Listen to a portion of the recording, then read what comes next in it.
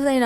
welcome back to my YouTube channel and sorry that bother you. I'm a bit busy and yes, I'm lazy.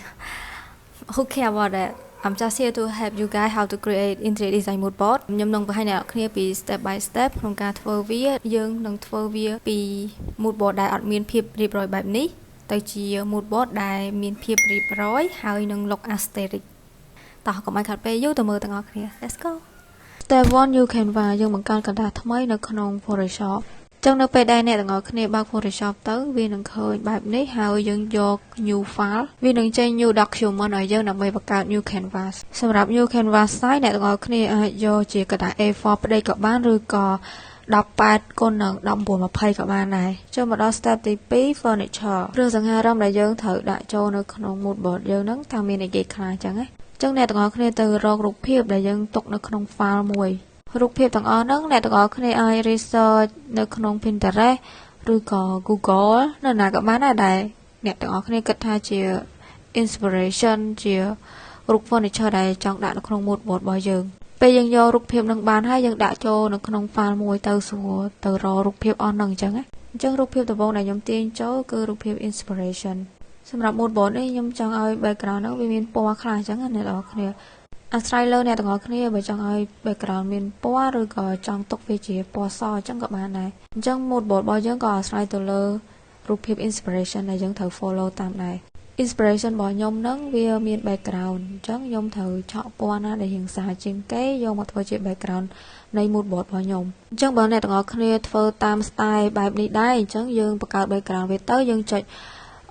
layer ថ្មីមួយទៀតកន្លែងសញ្ញាបូក layer អញ្ចឹងអ្នកទាំងអស់គ្នាឆក់ពណ៌បានហើយវាជាប់នៅកន្លែងនេះបន្ទាប់មកដើម្បីបានពណ៌ background ហ្នឹងអ្នកទាំងអស់គ្នាឈរនៅលើ new layer យើងនឹងហើយយើងចុច alt backspace ហើយ color background របស់យើងវាដូរឲ្យហើយប៉ុន្តែអ្នកទាំងអស់គ្នាត្រូវប្រកាសថាពណ៌ដែលយើងឆក់បានហ្នឹងវាត្រូវនៅខាងលើពេលយើងចុច alt backspace ទៅបានវាជាប់បើសិនជាពណ៌ហ្នឹងវានៅខាងក្រោមវិញអ្នកទាំងអស់គ្នាអាចចុច control backspace វិញបានចូលមកដល់ step ទី3 remove background furniture អញ្ចឹងអ្នកទាំងអស់គ្នាទៅរក file furniture របស់យើងវិញហើយទាញយកសាឡុងចូល furniture ហ្នឹងពេលយើងទាញចូលមកវាមាន background ពណ៌សអញ្ចឹងដើម្បីកាត់ background ហ្នឹងឲ្យ clean ស្អាតខ្ញុំមាន option 2ឲ្យអ្នកទាំងអស់គ្នា option ទី1ហ្នឹងគឺ quick remove option ទី2គឺ channel method អញ្ចឹងសាឡុងនេះយើងប្រើ quick remove ដើម្បី remove វាបានអញ្ចឹងអ្នកទាំងអស់គ្នាឈរនៅលើរូបភាពនឹងដដែលហើយចូលទៅកន្លែង propertyបន្តមកទៀតអ្នកទាំងអស់គ្នាយកពាក្យ convert to layer ហើយបន្តមកទៀតយើងយកពាក្យ remove background បន្តមកទៀតវា remove ឲ្យអ្នកទាំងអស់គ្នាតែកន្លែងខ្លះវានៅជាប់សសអញ្ចឹងអ្នកទាំងអស់គ្នាអាចយកកន្លែងឆក់នេះយកទៅឆក់វាហើយយើង delete វាបន្តមកទៀតគ្រឿងសង្ហារឹមផ្សេងអ្នកទាំងអស់គ្នាអាចធ្វើតាម quick remove នឹងបាន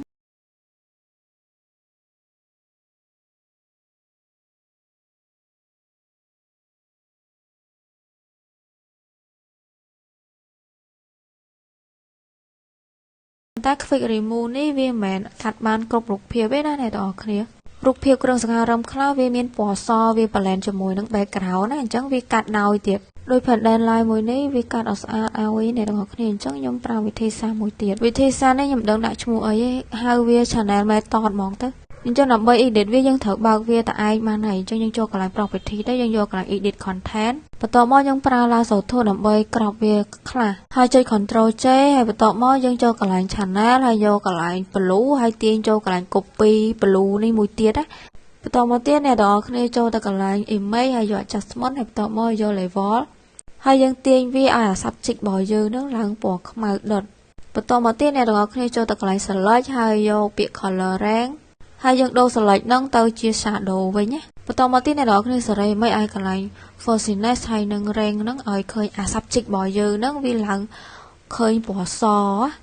ហើយយើងចុច OK ទៅវា select subject ឲ្យយើងហើយបន្តមកអ្នកនរគ្នា delete អា filter blue copy នឹងចោលយើងលុបហើយយើងចូលកន្លែង layer របស់យើងវិញហើយយើងចុច mask វាទៅវា mask ឲ្យហើយប៉ុន្តែកន្លែងខ្លះវា mask ឲ្យយើងអត់ស្អាតទេអញ្ចឹងយើងត្រូវយកវាមកវិញដើម្បីយកវាយើងចូលទៅកន្លែង pen brush ហើយយើងដូរអាកន្លែងពណ៌ color នេះទៅជាពណ៌សសិនណាបន្តមកទៀតអ្នកទាំងអស់គ្នាសេរីជក់នឹងទៅតាមទំហំដែលយើងចង់ pen អា subject នឹងមកវិញណាអញ្ចឹងខ្ញុំចង់ pen អាកន្លែងខ្សែភ្លើងនេះឲ្យឃើញវាមកវិញអញ្ចឹងខ្ញុំ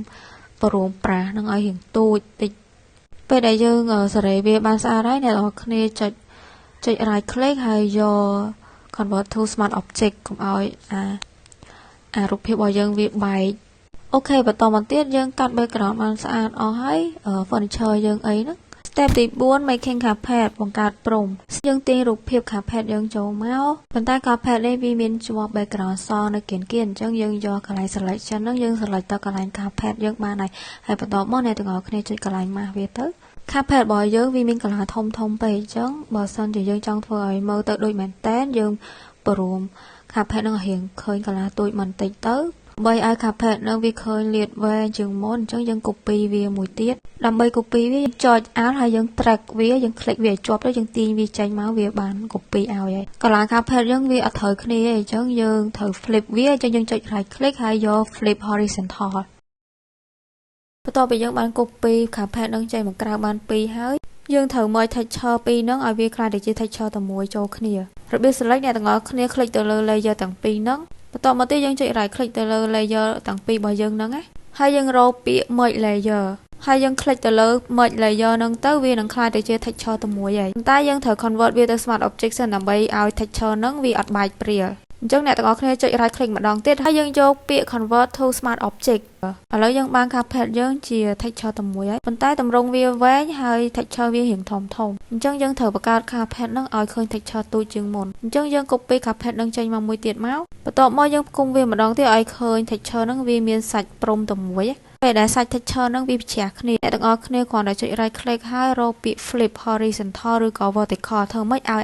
កន្លែងសាច់ texture ហ្នឹងឲ្យវាចូលគ្នាតែមួយយើងឃើញថាព្រំរបស់យើងមាន texture រៀងតូចជាងមុនប៉ុន្តែបើអ្នកទាំងអស់គ្នាចង់បានរៀងតូចជាងនឹងទៀតអាចធ្វើអញ្ចឹងម្ដងទៀតយើងធ្វើវាតតែម្ដងហើយម្ដងទៀតរហូតដល់បានសាច់ព្រំដែលអ្នកទាំងអស់គ្នាចង់បានបន្តមកទៀតយើងត្រូវធ្វើឲ្យព្រំរបស់យើងคล้ายទៅជាព្រំដែលនៅលើឥដ្ឋមែនតើយើងរបៀបធ្វើយើងត្រូវបញ្ចោលខ្សែ line វាសិនខ្សែ line ដែលនៅសងខាងនោះយើងត្រូវធ្វើម៉េចឲ្យវាស្មើគ្នាហើយបន្តមកទៀតយើងបញ្ចោលខ្សែផ្ដេកមួយទៀតនៅចំកណ្ដាលបន្តមកទៀតយើងត្រូវបត់ព្រំនោះទៅតាមខ្សែដែលយើងបញ្ចោលហ្នឹងណាអញ្ចឹងអ្នកទាំងអស់គ្នាចុច Ctrl T ទៅបន្តមកទៀតយើងទាញចំណុចនៃព្រំហ្នឹងទាំងសងខាងជាប់ទៅនឹងខ្សែបញ្ចោលហើយយើងទទួលបាន carpet របស់យើងដែលមើលទៅដូចនៅលើឥដ្ឋមែនតើហើយ Step ទី5 color palette ហើយនឹង touch ការបង្កើតពណ៌ហើយនឹងការសរសេរអក្សរមុននឹងយើងបង្កើតពណ៌យើងត្រូវជ្រើសរើសពណ៌នៃ mood board របស់យើងសិន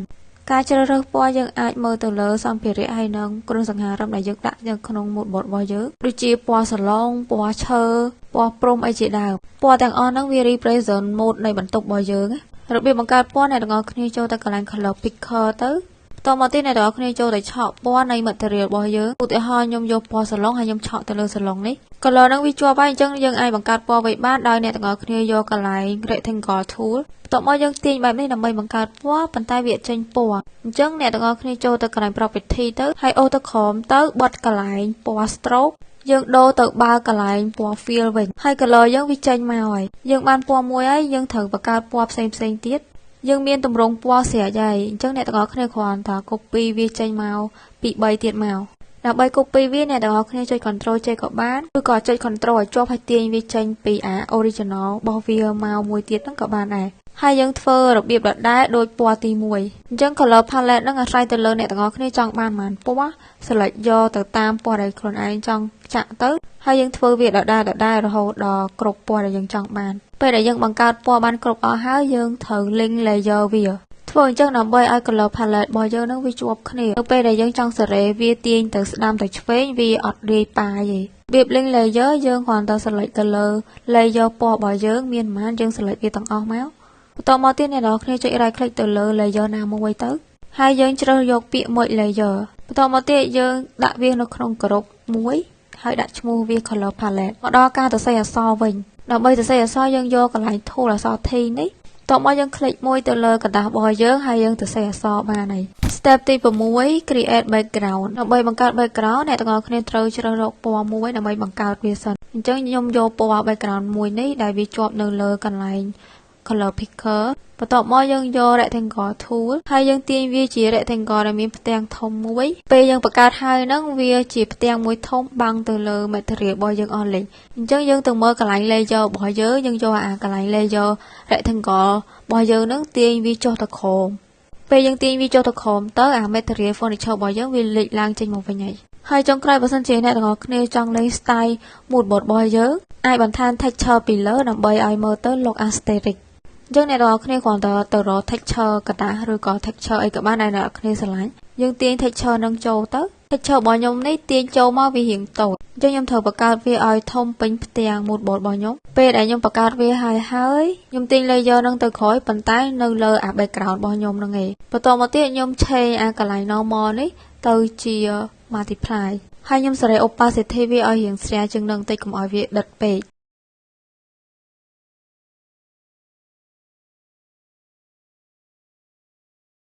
ប៉ុន្តែខ្ញុំចង់លេង style វាម្ដងទៀតខ្ញុំក៏បង្កើត texture នឹងម្ដងទៀតហើយគ្របនៅលើกระดาษទាំងអស់ហ្នឹងហ្មង texture ដែលខ្ញុំបង្កើតអស់ហ្នឹងវាពេញផ្ទាំងគ្របទៅលើ mood board អស់ហើយអញ្ចឹងខ្ញុំសេរីវាទៅជា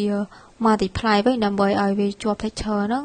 នៅនឹង mood board អានេះគ្រាន់តែជា optional style ឲ្យអ្នកទាំងអស់គ្នាបើសិនជាអ្នកទាំងអស់គ្នាអត់ចង់ធ្វើអាហ្នឹងក៏បានដែរអញ្ចឹងទាំងអស់នេះហើយគឺជារបៀបក្នុងការធ្វើ interior design mood board ចឹងបើសិនជាអ្នកទាំងអស់គ្នាមានចម្ងល់អីអាច comment នៅខាងក្រោមខ្ញុំនឹងឆ្លើយទៅតាមអីដែលខ្ញុំអាចឆ្លើយបានហើយបើសិនជាវាវែងខ្ញុំនឹងធ្វើវីដេអូមួយទៀតឲ្យអ្នកទាំងអស់គ្នាហ្មង Yeah anyway thank you for watching my video ហើយខ្ញុំសង្ឃឹមថាវីដេអូនេះនឹងជួយអ្នកទាំងអស់គ្នាហើយ complete subscribe ខ្ញុំអ្នកមួយហើយ follow my TikTok and Instagram ផង Okay bye bye see you next video